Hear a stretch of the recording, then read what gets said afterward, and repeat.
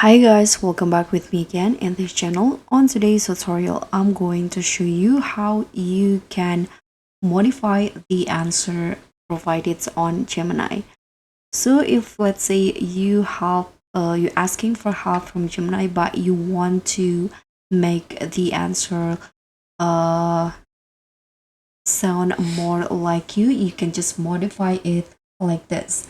So first I'm going to just enter a prompt. For example, I'm asking Gemini to write me captions for my Instagram summer photos,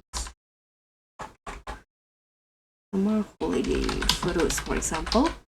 Click on enter and let's wait for the answer. You can see this is some of the answers that provided by Gemini, and if you want to modify it, you can just here block the answer that you want to modify, and there will be this pencil icon, so you can just modify the selected text. Click on this button. Here there are a few options that you can select it.